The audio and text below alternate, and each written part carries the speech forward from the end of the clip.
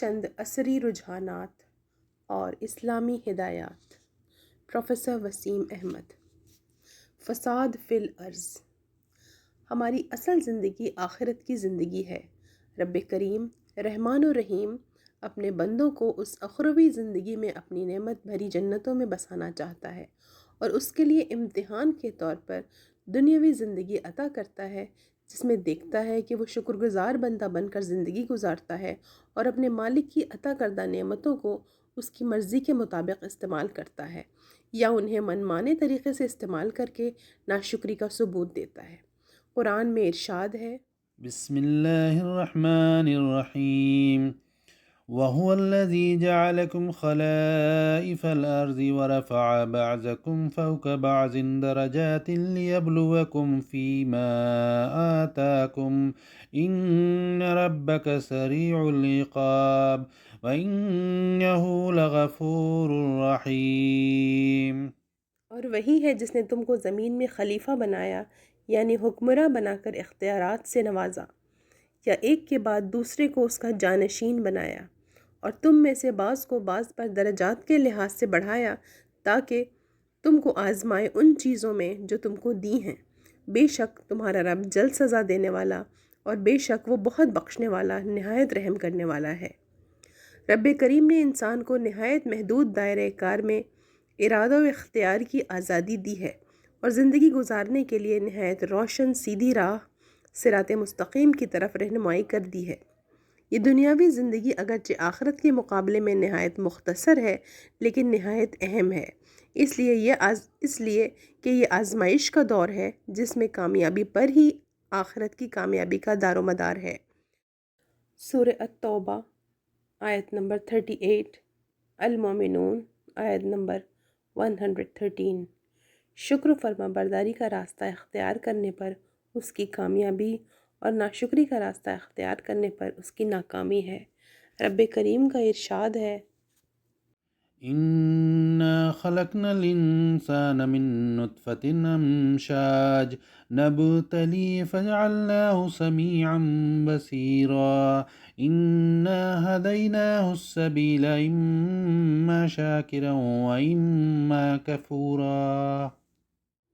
ہم نے انسان کو مخلوط نطفے سے پیدا کیا، ہم اسے آزمانا چاہتے ہیں، چنانچہ ہم نے اس کو سننے دیکھنے والا بنا دیا، بے شک ہم نے اسے راستے کی ہدایت دی، خواہ شکر گزار بنے یا ناشکرا۔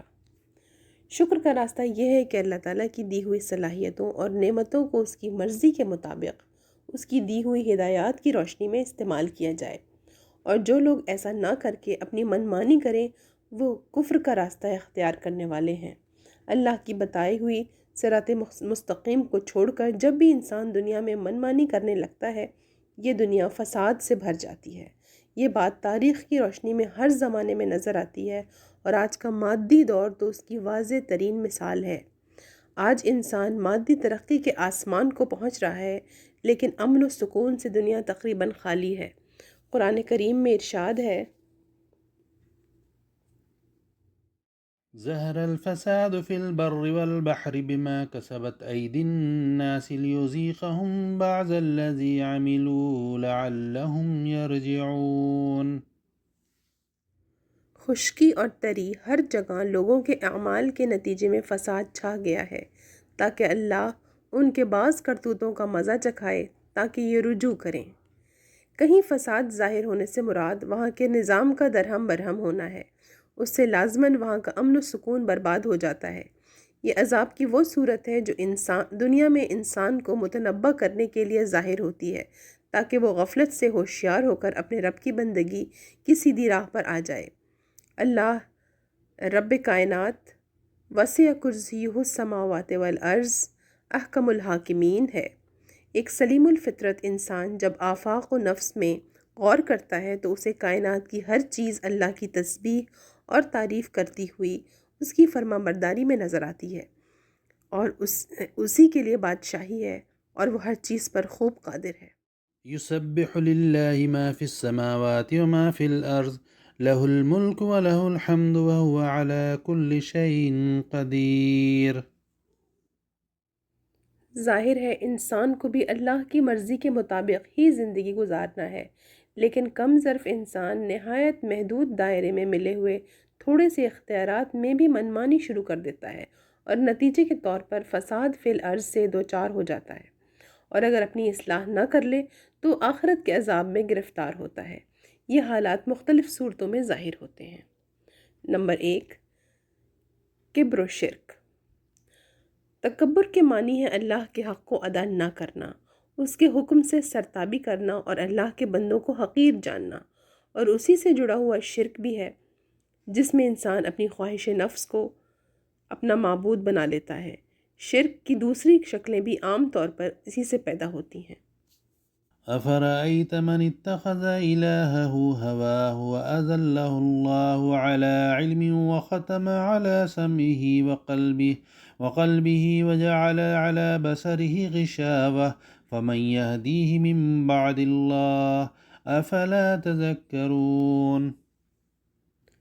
فساد فی الارض کی نہایت خطرناک شکلیں اس سے ظاہر ہوتی ہیں۔ عاد، سمود، فرعون، نمرود وغیرہ نے اسی بنیادی مہلک مرض میں مبتلا ہو کر اپنے اپنے زمانے میں فساد مچایا اور ایک حد سے گزر جانے کے بعد ہلاک کر دیے گئے۔ نمرود پر حضرت ابراہیم علیہ السلام نے بالکل واضح کر دیا کہ اس کے اختیارات نہایت عارضی اور محدود ہیں، پھر بھی وہ کبر میں غرق رہا اور رب کریم کی بندگی کی طرف نہیں پلٹا۔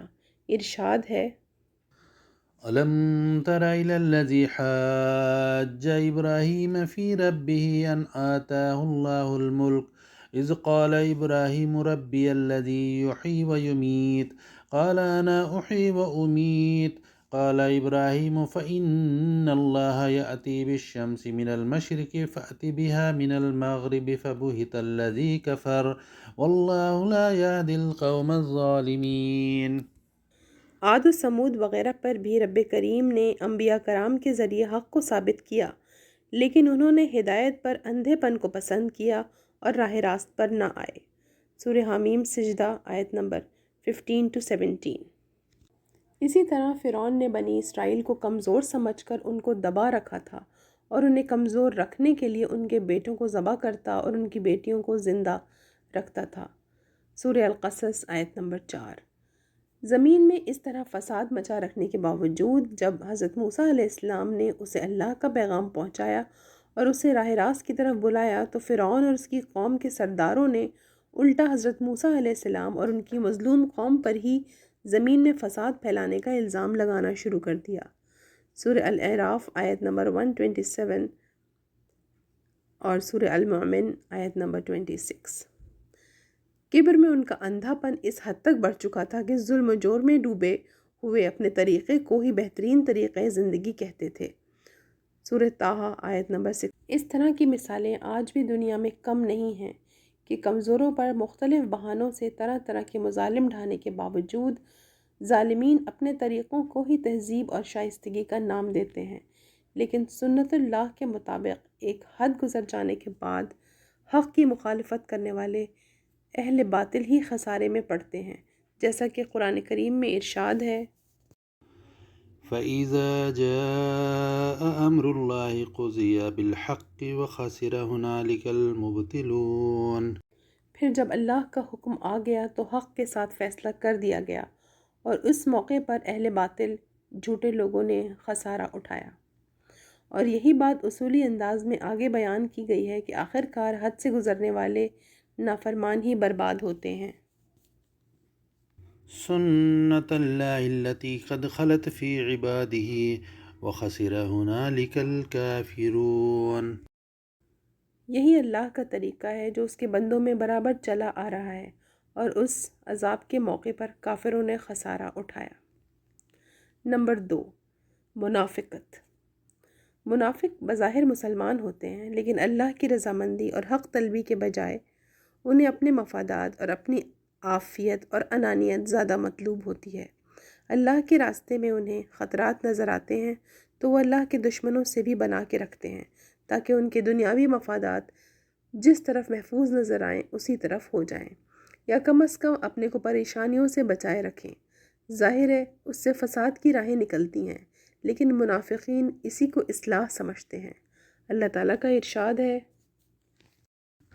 وَإِذَا قِيلَ لَهُمْ لَا تُفْسِدُوا فِي الْأَرْضِ قَالُوا إِنَّمَا نَحْنُ مُصْلِحُونَ أَلَا إِنَّهُمْ هُمُ الْمُفْسِدُونَ وَلَكِنْ لَا يَشْعُرُونَ۔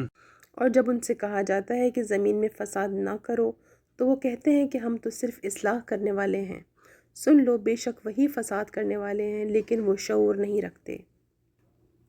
اسی طرح متکبر منافقین کا حال بیان ہوا ہے کہ دنیا کی زندگی کے معاملے میں وہ بڑی اچھی باتیں کرتے ہیں لیکن وہ سخت جھگڑالو ہوتے ہیں اور جہاں موقع ملتا ہے فساد اور تباہی اور بربادی سے باز نہیں آتے، اور اللہ سے ڈرنے کے بجائے ان کا کبر و غرور انہیں برائیوں پر ابھارتا رہتا ہے۔ قرآن میں ارشاد ہے، وَمِنَ النَّاسِ مَن يُعْجِبُكَ قَوْلُهُ فِي الْحَيَاةِ الدُّنْيَا وَيُشْهِدُ اللَّهَ عَلَى مَا فِي قَلْبِهِ وَهُوَ أَلَدُّ الْخِصَامِ وَإِذَا تَوَلَّى سَعَىٰ فِي الْأَرْضِ لِيُفْسِدَ فِيهَا وَيُهْلِكَ الْحَرْثَ وَالنَّسْلَ وَاللَّهُ لَا يُحِبُّ الْفَسَادَ وَإِذَا قِيلَ لَهُ اتَّقِ اللَّهَ أَخَذَتْهُ الْعِزَّةُ بِالْإِثْمِ فَحَسْبُهُ جَهَنَّمُ وَلَبِئْسَ الْمِهَادُ۔ نمبر 3، ناشکری۔ اللہ کی دی ہوئی صلاحیتوں اور نعمتوں کو اس کی مرضی کے مطابق استعمال نہ کرنا اس کی ناشکری ہے۔ ہمیں جو کچھ ملا ہوا ہے وہ اللہ تعالیٰ کی طرف سے ہماری آزمائش کے لیے دیا گیا ہے، اور امتحان یہی ہے کہ ہم مالک حقیقی کی پرخلوص بندگی کریں، اس کی عطا کردہ چیزوں کو اسی کی مرضی کے مطابق استعمال کریں اور اپنی حدود بندگی سے کبھی تجاوز نہ کریں، ورنہ رب العالمین کے نظام ربوبیت میں خلل پیدا ہوتا ہے، اور یہی فساد فی الارض کی بنیاد ہے۔ رب کریم کی نافرمانی کی ہر صورت میں اس کی ناشکری کا پہلو نظر آتا ہے۔ قرآن کریم کا ارشاد ہے، ألا له الخلق والأمر تبارك الله رب العالمين ادعوا ربكم تضرعا وخفية إنه لا يحب المعتدين ولا تفسدوا في الأرض بعد إصلاحها وادعوه خوفا وطمعا إن رحمة الله قريب من المحسنين۔ آگاہ رہو، پیدا کرنا اور حکم صادر کرنا اسی کے لیے روا ہے۔ اللہ رب العالمین بہت بابرکت ہے۔ تم اپنے رب کو آہوزاری کرتے ہوئے اور چپکے چپکے پکارو، بے شک وہ حد سے گزرنے والوں کو پسند نہیں کرتا، اور زمین کی اصلاح کے بعد تم اس میں فساد نہ کرو، اور اللہ کو خوف سے اور طمع کرتے ہوئے پکارو، بے شک اللہ کی رحمت احسان کرنے والوں کے قریب ہے۔ احسان، ناشناسی اور ناشکری کی ایک مثال قرآن نے قارون کے کردار میں بیان کی ہے۔ اسے اللہ تعالیٰ نے مال و دولت کے خزانے دیے تھے، لیکن اس نے ناشکری کا رویہ اختیار کیا جب اس کی قوم نے اس سے کہا کہ لا تفرح إن الله لا يحب الفرحين وابتغ فيما آتاك الله الدار الآخرة ولا تنس نصيبك من الدنيا وأحسن كما أحسن الله إليك ولا تبغ الفساد في الأرض إن الله لا يحب المفسدين قال إنما أوتيته على علم عندي۔ اتراؤ مت، اللہ تعالیٰ اترانے والوں کو پسند نہیں کرتا، اور جو کچھ اللہ تعالیٰ نے تمہیں دے رکھا ہے اس میں آخرت کے طالب بنو اور دنیا میں سے اپنے حصے کو نہ بھولو، اور جس طرح اللہ نے تمہارے ساتھ احسان کیا ہے تم بھی دوسروں کے ساتھ احسان کرو، اور زمین میں فساد نہ چاہو، اللہ تعالیٰ فساد چاہنے والوں کو پسند نہیں کرتا۔ اس نے کہا، مجھے یہ میرے ذاتی علم کی بدولت ملا ہے۔ وہ یہ نہ سمجھ سکا کہ جسے وہ ذاتی علم سمجھ رہا ہے وہ بھی اللہ ہی کا دیا ہوا ہے، چنانچہ جب وہ تباہی سے دوچار ہوا کچھ بھی اس کے کام نہ آیا۔ وَأَحْسِن كَمَا أَحْسَنَ اللَّهُ إِلَيْكَ کی جو تعلیم اس آیت میں دی گئی ہے وہ آزمائش کے پہلو سے بہت اہم ہے۔ اللہ تعالیٰ نے بندوں کی آزمائش کے لیے جو نظام فرمایا ہے، وَرَفَعَ بَعْضُكُمْ فَوْقَ بَعْضٍ دَرَجَاتٍ لِيَبْلُوَكُمْ فِي مَا آتَاكُمْ، اس میں بندے کو بہر صورت یہ سمجھنا چاہیے کہ اسے جو صلاحیتیں بھی حاصل ہیں یا کسی پر کوئی برتری حاصل ہے، سبھی اللہ تعالیٰ کی عطا کردہ ہیں، اور انہیں اللہ کے بندوں کی بھلائی میں ہی استعمال ہونا چاہیے، ورنہ فساد کی شکلیں پیدا ہوتی ہیں۔ آخرت کی جزا و سزا سے غفلت۔ جب تک انسان کو آخرت کی جزا و سزا کا یقین نہ ہو اور اسے اس بات کا یقین نہ ہو کہ وہ ہر وقت علیم و خبیر رب العالمین کی نظر میں ہے، جو دلوں کے حال بھی جانتا ہے اور ساری مخلوق کا پروردگار ہے، اس وقت تک وہ اپنی منمانی کرنے سے نہیں رکتا اور فساد فی الارض کا باعث بنتا رہتا ہے۔ آخرت کو مان لینے کے بعد چونکہ انسان پر بھاری ذمہ داریاں عائد ہوتی ہیں، اپنی خواہشات پر روک لگا کر دوسروں کے حقوق ادا کرنے پڑتے ہیں، فسق و فجور کو ترک کرنا پڑتا ہے، اس لیے وہ اس سے بھاگتا ہے اور آخرت کے جواب دہی سے فرار کی کوئی راہ نکالنے کی کوشش کرتا ہے۔ قرآن کا ارشاد ہے، بل يريد الإنسان ليفجر أمامه يسأل أيان يوم القيامة۔ بلکہ انسان تو چاہتا ہے کہ آئندہ بھی نافرمانیاں کرتا رہے، اس لیے پوچھتا ہے قیامت کا دن کب آئے گا۔